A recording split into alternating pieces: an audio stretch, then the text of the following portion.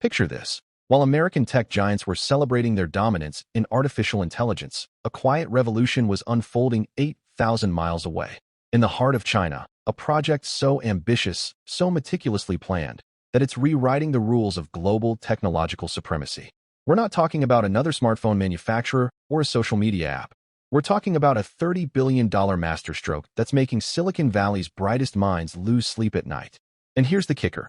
Most Americans have no idea it even exists. What you're about to discover will fundamentally change how you see the future of technology, economic power, and global influence. Because while the United States has been focused on one game, China has been playing an entirely different one. And they're winning. Let me take you back to a moment that changed everything. It's 2018, and deep in the mountainous region of Guizhou province, something extraordinary is happening. Engineers are putting the finishing touches on a data center unlike anything the world has ever seen. But this isn't just any data center. This is the nerve center of China's digital Silk Road, a component of the larger Belt and Road Initiative that's been called the most ambitious infrastructure project in human history. And at its core sits a $30 billion technological ecosystem that's quietly outmaneuvering American dominance in ways that would make Sun Tzu proud. The brilliance of this project isn't in its size, though it's massive. It isn't in its budget, though $30 billion is staggering. The brilliance is in its strategy, a strategy so elegantly simple, yet devastatingly effective that it's catching the entire Western world off guard. While America spent the last decade arguing about tech regulation and antitrust cases against its own companies, China was building the infrastructure of the future. And they weren't building it in China alone. They were building it everywhere. Here's what makes this absolutely fascinating. The project I'm referring to is actually a constellation of initiatives working in perfect harmony. At its center is the digital Silk Road, but surrounding it are tentacles reaching into artificial intelligence development, 5G infrastructure deployment, satellite networks, subsea cable systems, and cloud computing platforms that span continents. It's not one project. It's a technological ecosystem designed to create dependence, extract data, and establish China as the indispensable node in the global digital economy. And it's working beyond anyone's wildest expectations. Let's talk about the subsea cables first, because this is where the strategy becomes crystal clear. Right now, as you're watching this video, 99% of international data travels through undersea fiber optic cables. Not satellites, not wireless networks. Cables. Physical infrastructure lying on the ocean floor, carrying everything from your Netflix stream to classified government communications. For decades, American and European companies dominated this infrastructure. But over the last 10 years, Chinese firms have quietly become the world's leading installers of subsea cables. They've laid over 100,000 miles of cable connecting Asia, Africa, South America, and Europe. And here's the genius part. They're not doing it to make money from the cables themselves. They're doing it to control the choke points of global information flow. When you control the infrastructure, you control everything that flows through it. You decide what data gets priority. You can monitor traffic patterns. You can identify vulnerabilities. And in a digital age where information is power, this is the ultimate strategic advantage. China isn't just building cables. They're building leverage. Every nation that becomes dependent on Chinese-installed infrastructure is a nation that thinks twice before opposing Chinese interests. It's economic statecraft at its finest, and it's happening right under our noses. But the cables are just the foundation. Let's climb up the stack and look at what China's doing with 5G technology, because this is where things get really interesting. You've probably heard the debates about Huawei and whether their equipment poses security risks. But those debates miss the larger point. China isn't trying to win the 5G race by building better technology, though Huawei's equipment is genuinely competitive. They're trying to win by making their technology indispensable to developing nations. And they're succeeding spectacularly. Here's the playbook. Chinese companies like Huawei and ZTE approach developing countries in Africa, Southeast Asia, and Latin America with an offer that's almost impossible to refuse. We'll build your entire 5G network. We'll finance it through favorable loans. We'll train your engineers. We'll provide ongoing support. And we'll do it all for a fraction of what Western companies charge. For countries desperate to modernize their telecommunications infrastructure but lacking the capital to do so, this is a godsend. But there's a catch. Once your entire network runs on Chinese equipment, maintained by Chinese technicians, operating on Chinese standards, you're locked in. Switching providers becomes economically prohibitive and technically nightmarish. You've essentially handed the keys to your digital kingdom to Beijing. Now, before you jump to conclusions, let me be clear about something. This isn't necessarily about Chinese intelligence agencies tapping phones or stealing data. though those concerns aren't entirely unfounded. The real power play is more subtle and more sophisticated. It's about standard setting. When Chinese equipment becomes the dominant infrastructure in developing nations, Chinese technical standards become the global standards. Chinese protocols become the default protocols. And suddenly, American and European companies trying to operate in these markets have to play by Chinese rules. The tables have turned completely. By the way, my mom told me I'd never reach 5,000 subscribers on this channel. She said talking about complex geopolitical and economic topics wouldn't interest anyone. So if you're finding this valuable, if you're learning something that's challenging your assumptions about how the world really works, do me a favor and hit that subscribe button. Let's prove her wrong together. And while you're at it, smash that like button because it genuinely helps more people discover this content. Now, let's get back to how China is systematically outmaneuvering the United States. The 5G infrastructure play is impressive, but it's what China is building on top of that infrastructure that should really grab your attention. We're talking about smart cities. Over the past decade, China has exported its smart city technology to over 130 countries. These aren't just fancy urban planning projects. These are comprehensive surveillance and data collection systems disguised as municipal improvements.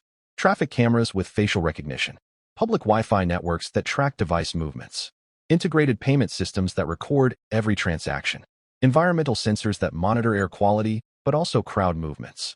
All of it generating data, mountains of data, and all of it flowing back to Chinese servers. Here's where it gets really clever. When China exports smart city technology to, let's say, a capital city in Africa or Southeast Asia, they're not just exporting cameras and sensors. They're exporting an entire governance model. A model that says comprehensive surveillance is not only acceptable but beneficial.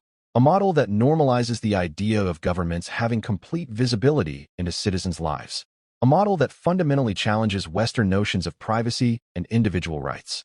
And when dozens of countries adopt this model, when it becomes the norm rather than the exception, China's own domestic surveillance practices suddenly look less authoritarian and more like standard operating procedure. It's geopolitical normalization through technological proliferation.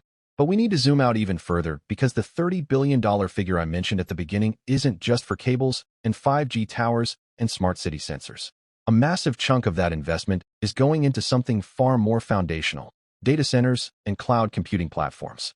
China has been on an absolute building spree, constructing massive data centers not just in China, but in strategic locations around the world. And they're linking these data centers to create a Chinese cloud computing ecosystem that rivals Amazon Web Services and Microsoft Azure. And here's what makes this strategy so much more effective than traditional American approaches to global influence. When America wants to influence a country, we typically use a combination of military presence, diplomatic pressure, and economic incentives often tied to political conditions. Democracy, human rights, free markets, these strings attached. China's approach is different. They offer infrastructure with minimal political conditions. They don't lecture about governance models. They don't demand democratic reforms. They just build roads, ports, power plants, and increasingly, digital infrastructure. It's a much easier sell, especially to authoritarian regimes or countries that have historically been skeptical of Western influence.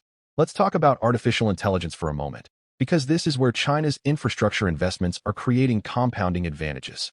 Artificial intelligence is fundamentally a data game. The more data you have, the better you can train your AI models. The better your AI models, the more valuable applications you can build. The more valuable applications you build, the more data you collect. It's a virtuous cycle. And China is positioning itself to capture more data than any other nation on Earth. Think about it systematically. China has 1.4 billion people generating data domestically. That's already the world's largest data set. But now add in all the data flowing through Chinese subsea cables from international traffic. Add in the data generated by Chinese-built smart cities in dozens of countries. Add in the data housed in Chinese cloud data centers around the world. Add in the information traversing Chinese 5G networks across multiple continents. Suddenly, China isn't just collecting data from its own population. It's collecting data from a significant portion of the human race. And all that data is feeding Chinese AI development. The United States has incredible AI talent. American companies like OpenAI, Google, and Microsoft are doing cutting-edge work. But they're operating under increasing data privacy restrictions, which is good for civil liberties but creates competitive disadvantages. European regulations like GDPR strictly limit data collection and usage. American companies face similar constraints. Chinese companies face far fewer restrictions. They can aggregate data from multiple sources. They can use it to train AI models without extensive consent procedures. They can deploy AI applications without lengthy approval processes. It's a regulatory arbitrage that's creating a significant competitive advantage. And here's the kicker. China isn't trying to beat America at the AI game by creating marginally better algorithms. They're trying to win by creating an ecosystem where Chinese AI becomes indispensable. When Chinese AI powers the logistics networks of African ports built by Chinese companies, when it optimizes traffic flow in smart cities built with Chinese technology, when it provides language translation services for governments using Chinese telecommunications equipment, it becomes embedded in the infrastructure of daily life. Removing it becomes unthinkable. Now, let's address the elephant in the room. Is all of this necessarily bad? That's a more complex question than you might think. From a purely developmental perspective, many countries are genuinely benefiting from Chinese infrastructure investments. They're getting roads, power plants, ports, and digital networks they couldn't otherwise afford. That's lifting people out of poverty. That's creating economic opportunities. That's connecting previously isolated regions to global markets. Those are real, tangible benefits. But this is a significant but those benefits come with long-term strings attached that aren't always visible up front. We've already seen what happens with Chinese infrastructure loans. Multiple countries, from Sri Lanka to several African nations, have found themselves unable to repay Chinese loans and have been forced to hand over control of strategic assets. The Hambantota port in Sri Lanka is the most famous example, where the country had to grant China a 99-year lease on the port after defaulting on loan payments. Now imagine that same dynamic playing out with digital infrastructure. Except instead of losing control of a port, you're losing sovereignty over your data, your communications, your digital economy. The United States is finally waking up to this challenge, but the response has been reactive rather than proactive. Banning Huawei equipment, sanctioning Chinese tech companies, trying to convince allies not to use Chinese 5G infrastructure. But here's the problem. America isn't offering a competitive alternative. Telling countries they can't use affordable Chinese technology is one thing. Providing them with affordable Western alternatives is quite another. And so far, the West hasn't stepped up with the kind of comprehensive, affordable infrastructure packages that China routinely offers. There's a deeper strategic lesson here about how power works in the 21st century. The Cold War model of influence was about military alliances and ideological alignment. You were either in the American sphere or the Soviet sphere. The post-Cold War model was about economic integration into the American-led liberal international order. Free trade, open markets, democratic governance. But China is pioneering a new model, influence through infrastructure dependence. It's not about winning hearts and minds. It's about becoming so integrated into the basic functioning of other countries' economies and governments that opposing China becomes self-defeating. And this model is working because it aligns with how countries actually behave. Nations act in their perceived self-interest. When Chinese infrastructure investment demonstrably improves quality of life, creates jobs, and enables economic growth, countries will take it regardless of abstract concerns about data sovereignty or long-term geopolitical implications. They'll worry about the consequences later. By the time they realize the extent of their dependence, extracting themselves is prohibitively expensive. The American response has been hampered by several factors. First, the American system isn't designed for the kind of long-term, state-directed strategic investment that China excels at. American infrastructure projects get bogged down in political gridlock, environmental reviews, and competing stakeholder interests. Second, American companies operate on market principles. They can't afford to provide infrastructure at below-market rates the way Chinese state-owned enterprises can. Third, America's historical approach to the developing world has often been condescending, demanding political reforms as preconditions for investment. China doesn't make those demands. They just build. But there's still time for a course correction, and there are signs it's beginning to happen. The Biden administration launched the Build Back Better World initiative, though it's been rebranded and restructured. The idea is to create a Western alternative to China's Belt and Road Initiative, offering infrastructure investment to developing nations. The challenge is execution and scale. China has a massive head start and an established playbook. Catching up will require sustained commitment, significant resources, and a fundamentally different approach to international development. There's also a growing recognition among policymakers that infrastructure isn't just about roads and bridges anymore. Digital infrastructure is just as critical, perhaps more so. The United States needs to offer comprehensive packages that include not just funding, but technical expertise, training, and ongoing support. It needs to make Western technology competitive not just on quality, but on price and accessibility. And it needs to do this without the kind of condescending strings-attached approach that has often characterized Western development aid. What's fascinating is that this competition is ultimately about two different visions of the future. The American vision, at least theoretically, is one of open systems, interoperability, distributed power, and individual privacy. The Chinese vision is one of centralized control, integrated systems, and prioritizing collective stability over individual rights. Both visions have appeal in different contexts. The question is which one will define the 21st century global order. For individuals, for people like you watching this video, the implications are profound. The decisions being made right now about digital infrastructure, about data governance, about AI development, will shape the world you live in for decades to come. It will determine how much privacy you have, how much government surveillance you face, how much access you have to information, how much control you have over your own data. These aren't abstract geopolitical questions. They're deeply personal ones. And here's the uncomfortable truth. Most people don't know this competition is even happening. They don't realize that the smartphone in their pocket, the apps they use, the networks they connect to, are all pieces in a much larger game. A game where China is currently outmaneuvering the United States through patient, strategic, infrastructure-focused investment. A game where the prize is nothing less than the architecture of global power for the rest of this century. The $30 billion figure I mentioned at the beginning is almost certainly an underestimate. When you add up all the components, the subsea cables, the 5G networks, the smart city technologies, the data centers, the cloud platforms, the AI development, the training programs, the total investment is likely much higher. But the exact number isn't really the point. The point is the strategy. The comprehensive, integrated, long-term strategy of building dependence through infrastructure. And this strategy is working not because Chinese technology is necessarily superior, though in some areas it's quite competitive. It's working because China understands that infrastructure is destiny. Whoever builds the roads determines where they lead. Whoever lays the cables controls the flow of information. Whoever writes the standards shapes the rules. This is infrastructure as geostrategy, and China has mastered it while America was distracted by other priorities. So what happens next? That depends on choices being made right now in capitals around the world. Will developing nations recognize the long-term sovereignty costs of Chinese infrastructure dependence? Will the United States and its allies mount a credible alternative? Will new technologies emerge that level the playing field? Will international governance structures adapt to address the challenges of digital sovereignty? These are the questions that will define the coming decades. What I can tell you with certainty is this. The world is being rewired, literally and figuratively, and China is holding the blueprint. The $30 billion digital Silk Road isn't just an infrastructure project.